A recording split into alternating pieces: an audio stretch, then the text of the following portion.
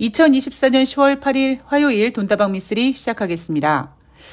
자, 주식시장이 상승하더라도 절대 흥분하시면 안 됩니다. 라고 계속 강조해드리고 있습니다. 오늘 돈다방 미쓰리는 10월 7일 월요일 뉴욕 증시 마감 현황 정말 깃털처럼 가볍게 점검해보면서 왜 미쓰리가 저렇게 얘기를 하는지에 대한, 즉 시황에 대한 이야기를 조금 다뤄볼까 합니다. 자, 10월 7일 월요일 뉴욕 증시는요, 3대 지수가 모두 하락 마감했습니다. 다우지수가 0.94, S&P 500이 0.96, 나스닥이 1.18% 하락했습니다. 자, 이날 하락에 있어서 전문가들은 미국의 고용지표가 잘 나왔어. 그래서 미국의 채권금리가 상승했어. 중동 지역의 분쟁 확산으로 국제유가도 상승했어.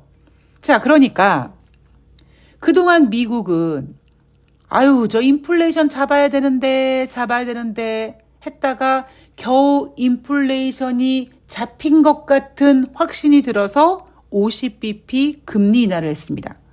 그런데 겨우 간신히 잡아놓은 인플레이션이 국제 유가가 상승하면서 다시 인플레이션 상승할래 라고 해버리면 미국 입장에서는 골치가 아프니까 뉴욕 증시가 이날 하락했다라고 전문가들은 해석을 하는 겁니다.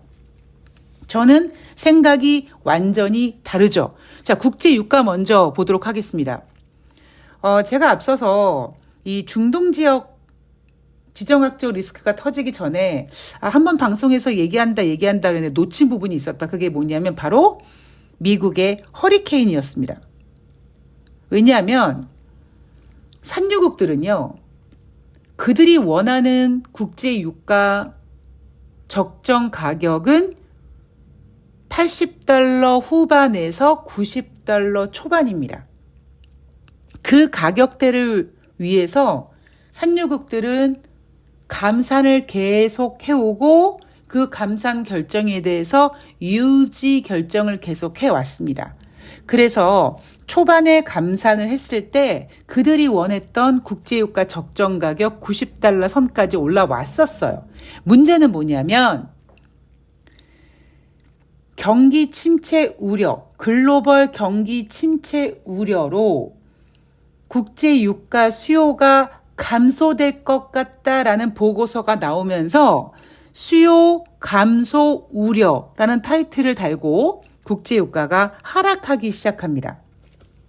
그럼 제가 여러분들께 국제유가를 미쓰리처럼 잘 보는 사람 없을 거려 라고 말씀드리면서 제가 그렇게 볼 수 있는 이유는요, 국제유가는 너무 순수해서 그렇거든요 라고 말씀을 드리죠. 왜? 걔네들은 공급과 수요만 잡으면 돼요.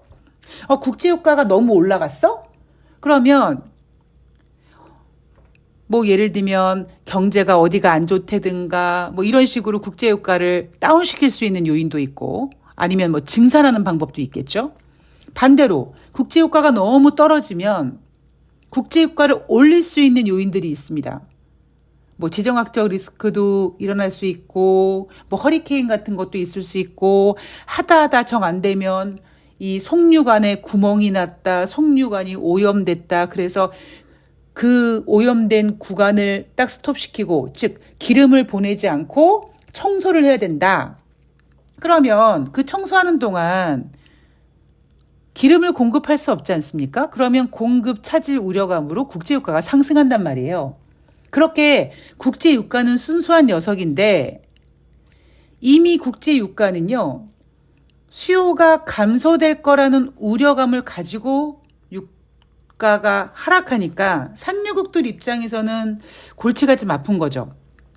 그러면 뭘 하나 자극해서 국제유가를 좀 더 이상 떨어지지 않게 잡아줄까? 그래서 제가 지난번에 그 4급 허리케인, 헐린이 미국을 강타하려고 한다, 그래서 미국 국민들이 집을 비우고 어딜 피해를 간다, 그래서 요걸로 국제유가를 띄우려나? 라는 생각을 했었습니다. 그런데 그것도 그거지만 사실 헐린 때문에 국제유가가 많이 흔들리진 않았는데 오히려 이란과 이스라엘의 지정학적 리스크가 터지면서 국제유가가 꿈틀거리기 시작했습니다.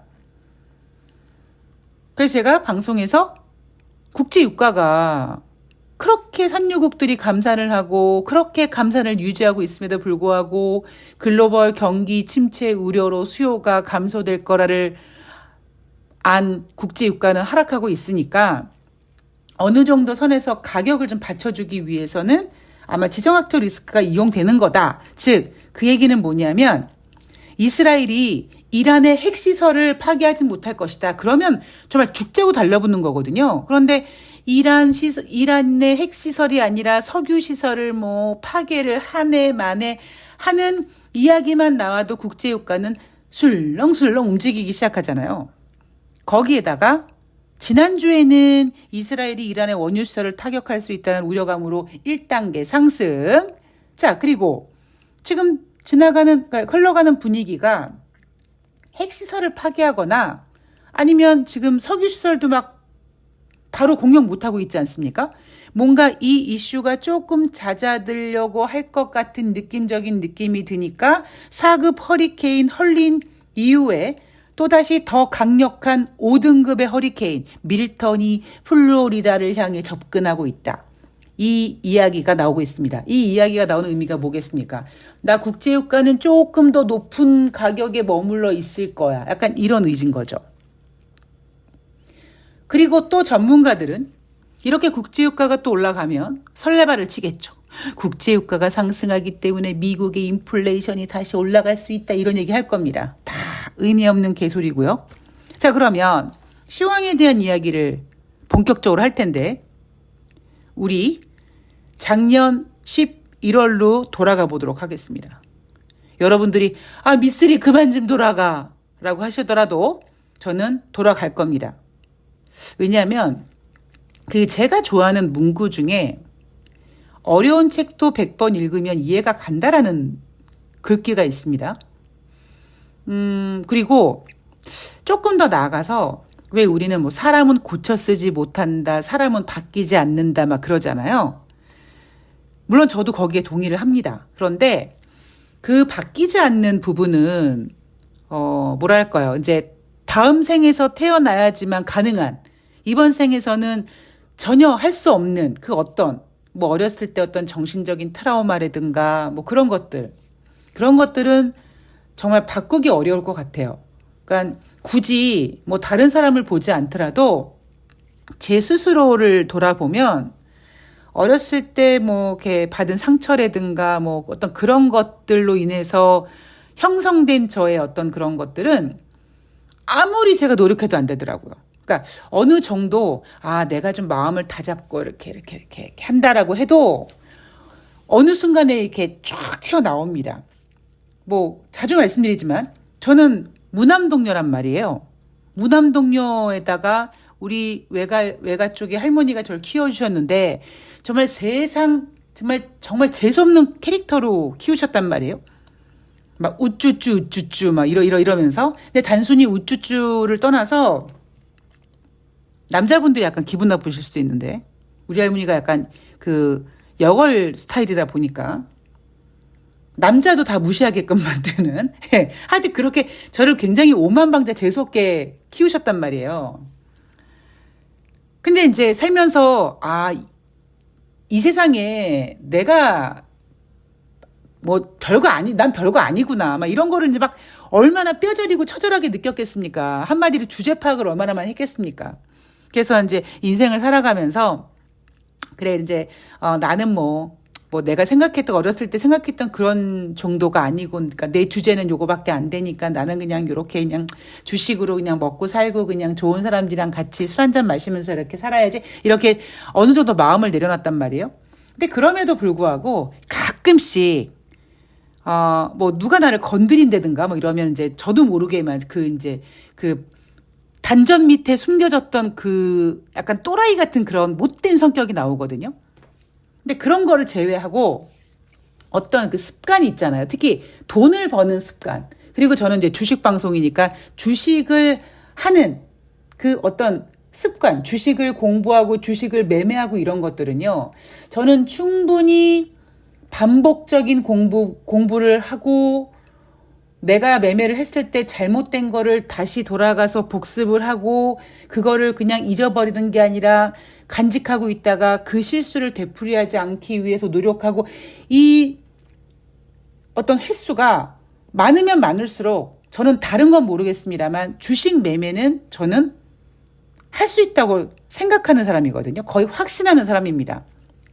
저 같은 경우라도 예전에 매매 진짜 괴팍하게 했거든요. 뭐 10배 미수 가능했을 때 무조건, 야, 무슨 주식을 자기 예수금만큼의 그냥 기본적으로 10배 질러야지. 뭐 이런 스타일. 뭐 몰빵. 뭐 이런 거 안 해봤겠습니까? 여러분도 제 목소리를 들으시든, 뭐 새날에서 저를 아시든, 제가 캐릭터가 이렇게 막 겁 많고 이런 캐릭터가 아니잖아요. 세상 무서운지 모르는 캐릭터였다니까요. 그러다 보니까 매매를 세상 과격하게 했다가 이제 정신줄 잡고 그리고 이제 좋은 스승 만나서 오랫동안 쳐 맞으면서 주식을 배웠더니 이제는 정말 굉장히 절제된 매매를 하고 욕심내지 않고 뭐 그렇게 하여튼 약간 바뀌더라고요. 자, 헛소리 집어치우고 다시 그래서 작년 11월로 가겠습니다.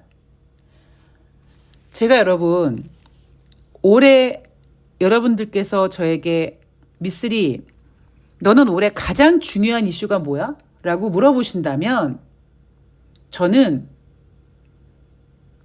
1월 2일 애플의 매도 보고서 라고 말씀드릴 거다라고 몇 번을 강조했죠. 작년 11월 달 그 당시에도 연준은 금리를 인상하려고 했습니다.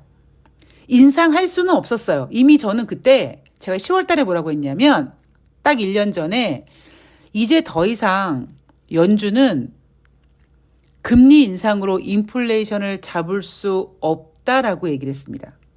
그런데도 인플레이션이 연준의 목표치대로 떨어지지 않자 남은 11월 달, 12월 달 회의에서 우리는 해야 될 일이 있다라고 얘기하면서 금리 인상을 약간 이렇게 흘렸어요. 근데 저는 진짜 쟤네가 금리 인상은 못할 건데 우리 금리 인상한다 라고 이렇게 흘려줌으로써 심리적으로 인플레이션을 잡으려고 한 게 아니라 그런 생각을 합니다. 그런데 시장은요. 연준은 그런 생각을 했지만 주식시장은 예은병하네. 니네 금리 인하 안 할 거야? 약간 이런 분위기였거든요. 왜? 지금 미국은 21세기 들어서 가장 높은 수준의 금리가 유지되다 보니까 주식시장은 이제 높은 금리 인상 그 위치가 싫었던 거예요. 그러다가 11월 초에 10월 달 고용지표가 발표가 되는데 졸라 후지게 나옵니다. 그러니까 주식시장은 환호했죠. 야, 봐라, 니네 고용 좋다며. 웃기고 있네. 야, 고용 후지다. 빨리 금리 인하해. 이런 식으로 금리 인하에 불을 지피기 시작합니다. 그러면서 점도표를 봤더니 2024년도 연말 미국의 기준금리 수준이 2023년 연말의 기준금리보다 75bp 정도 떨어져 있더라 라는 점도표가 발표되고 시장은 그래 2024년 연준이 금리 인하 하겠네. 그럼 얼마를 해? 점도표상으로는 75bp인데 그게 뭐가 의미가 있어? 금리 인하 많이 하면 많이 할수록 좋지. 이렇게 상상 임신처럼 기대감을 키우다가 6번에서 7번까지의 금리 인하 가능성, 기대감을 가지고 뉴욕 증시는 작년 연말부터 7월 달까지 계속 상승했습니다. 근데 제가 이런 얘기 해드렸죠. 올 초에 1월 2일 날 애플의 매도 보고서, 비중 축소 보고서가 나오고 주식시장이 하락했고 그러자 주식시장은 예은병 금리 인하 얘기 나오는데 애플이 찬물을? 그럼 애플 꺼져. 다른 거 엔비디아 기대감. 아직까지 실체는 확실하게 없지만 어차피 주식은 기대감을 먹고 사는 거니까 너 엔비디아 일로 와. 그래서 금리 인하 기대감과 엔비디아 기대감으로 AI 성장 기대감으로 상반기까지 주식시장이 쭉 올라왔습니다. 자, 제가 왜 이 얘기를 해드리냐 하면 자, 보세요 여러분. 지난주 금요일 뉴욕 증시가 상승을 했는데 이유가 뭐라고요?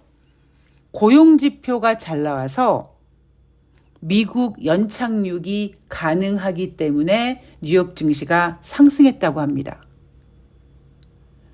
여러분, 금리를 인하해서 주식시장이 올라가는 게 더 효과가 빠를까요? 아니면은 미국 경기 침체 아니야? 연착륙이야? 라고 해서 주식시장이 올라가는 게 빠를까요?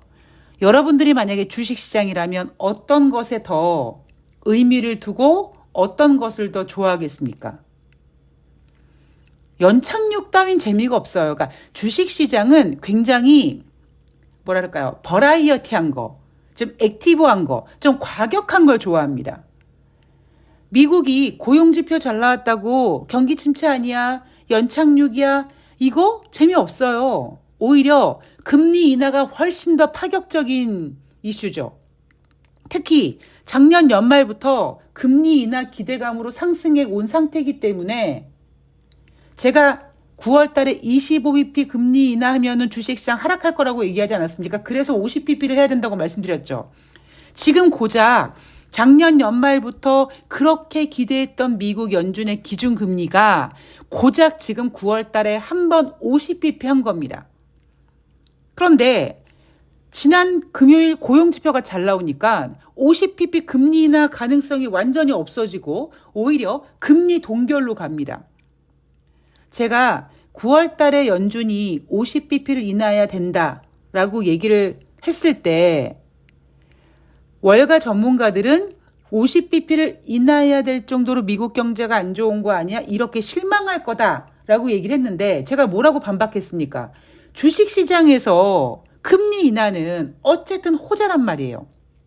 단지 금리 인하를 하기 위해서는 경기 침체가 걱정돼서 금리를 인하하는 거네 라는 식으로 경기 침체가 주식시장을 좀 힘들게 할 수는 있지만 어쨌든 그 건더기로 그 효과로 50bp 금리 인하를 끌어냈고 하룻밤 잠자고 일어나니까 맞아 미쓰리가 그랬어. 금리 인하가 나쁜 건 아니네 라고 주식시장이 지금 미국 증시가 올라가고 있는 거란 말이에요. 그런데 여기서 갑자기 나는 아직까지 그래 자 또 더 금리 인상 조금 더 강한 거 니네 작년 연말에 6번 7번까지 생각했잖아. 50bp 한 번 한 거 오케이 알았어. 조금 더 이렇게 금리 인하를 바라보고 있는데 지금 미국은 아니야. 금리 인하 안 해도 될 것 같은데 고용지표 좋아서 동결해도 될 것 같은데 이래버리니까 주식시장이 까무라치는 거죠. 알았어 니네 그따위로 한다 이거지.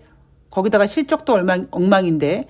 자, 다시 말씀드립니다. 올해 가장 중요한 거는 애플의 매도 보고서예요. 왜냐하면 제가 애플의 매도 보고서 타령을 계속하면서 잘 생각해 보십시오. 1분기 어닝 시즌 때 제가 올라오면 뭐 두들겨 팬다 뭐 이런 얘기 했습니다. 예상치를 눈높이까지 낮춰놨음에도 불구하고 실적 발표에서 어이구 예상치에 부합했네 하면 위에서 두들겨 팰 거라고. 그리고 2분기 어닝 시즌 제가 별로 얘기하고 싶지가 않다고 했습니다. 3분기 때 더하죠. 오늘 삼성전자 3분기 매출 79조 원, 영업이익 9조 1천억 원 나왔습니다. 애널리스트들은 기존에는 13조에서 14조 정도의 영업이익을 예상했는데 최근에 다시 하향 조정해서 평균 10조 정도 하향했는데 이 평균 가이던스도 맞추지 못했어요. 그리고 LG전자도 3분기 영업이익 7,511억 원으로 어닝 쇼크라고 합니다. 미국은요. 이미 애플이 1월 2일 날 그 보고서를 통해 보여준 겁니다. 3분기 어닝 실적 제가 일요일 방송에서 말씀드렸나요? 이렇게까지 애널들이 기대감을 띄우지 않은 적이 없었던 것 같다. 그러면 결국 앞으로 주식시장은 어떻게 되겠습니까? 미국은 아니야 고용지표 잘 나왔어 뭔 소리야 미국 연착륙이야 타령 계속하죠? 그럼 주식시장 빠집니다. 왜? 주식시장은 미국 연착륙 따위는 재미없어 합니다. 그렇다면 오히려 부진한 어닝 시즌을 가지고 주식시장이 빠지면 또다시 안 되겠는데 이거 기업들이 이자 부담 막 세고 이렇게 기업들의 실적이 안 좋은 건 결국 경제가 안 좋은 거니까 금리 인하를 좀 더 해줘야 되는데 이런 바람으로 몰고 가야겠죠. 저는 주식시장을 그렇게 봅니다. 그래서 우리나라 애널리스트들 무능하잖아요. 예, 냉정하게 저보다 시황 잘 보는 애널리스트 있으면 나와보라고 하십시오. 못 보잖아요. 그럼 지금 애널리스트들이 보고 있는 게 뭐냐면 국제 유가만 보고 있습니다. 국제 유가 올라가면 다시 미국의 인플레이션이 올라갈 거래요. 올라갈 수 있을 거라고 할 거라고요, 이제. 그게 중요하지 않습니다. 다시 한번 오늘 방송을 정리하자면 여러분 생각해 보십시오. 여러분들이 만약에 주식시장이라면 금리를 인하하는 것에 더 좋아하시겠습니까? 아니면 미국의 연착륙에 더 흥분하시겠습니까? 답은 정해져 있어요. 그러니까 고용지표 하나 가지고 미국 연착륙이 기대된다라고 해버리는 바람에 지금 11월 달 금리 인하 가능성을 제로로 만들어버렸습니다. 주식시장 실망하죠. 그런데 앞으로 이걸 뭐가 깰 거냐? 아마 기업들의 실적들이 또다시 미국의 주제 파악을 시키려고 할 겁니다. 그동안 너무 경기 침체 뭐 너무도 아니죠. 한 2번 정도 8월 초 9월 초 경기 침체 얘기 나왔다가 고용지표 그거 하나 확인한 다음에 와 연착륙 타령하고 있는데요. 죄송하지만 10월 1일 날 발표한 PMI 제조업지표 지금 3개월 연속 5개월 연속 지금 기준선 아래에서 벅벅거리고 있습니다. 고용지표 하나 가지고 연착륙이라고 하면서 금리 동결을 예상한다. 주식시장 굉장히 실망합니다. 그리고 중국의 경기 부양책 때문에 뭐 난리 부르스 치는데 다시 한번 말씀드리지만 살짝 각도를 바꿔보세요.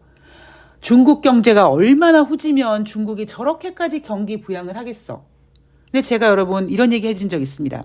미국이 50pp 금리를 인하한다고 해도 미국 경제가 확 살아나는 거 아니다. 왜? 너무 늦게 금리 인하를 했기 때문에. 인플레이션 잡느라고 너무 대응을 늦게 했기 때문에 이미 그 사이에 미국 경제가 많이 훼손됐다. 이런 얘기 해드렸잖아요. 중국도 마찬가지입니다. 저렇게까지 경기 부양을 했는데 하면서 막 이제 중국이 좋아질 거야 라고 생각하기 전에 저렇게까지 경기 부양을 해야 될 정도로 중국 경제가 엉망이었던 거야? 이렇게 한번 생각해 보시면 되게 냉정해지실 겁니다. 자, 오늘 돈다방 미스터리는 여기까지 할 거고요. 저는 내일 10월 8일 화요일 뉴욕 증시 가지고 찾아뵙도록 하겠습니다. 자, 여러분 오늘 행복한 하루 되시고요. 좋아요 눌러주시고요. 저는 내일 뵐게요. 고맙습니다.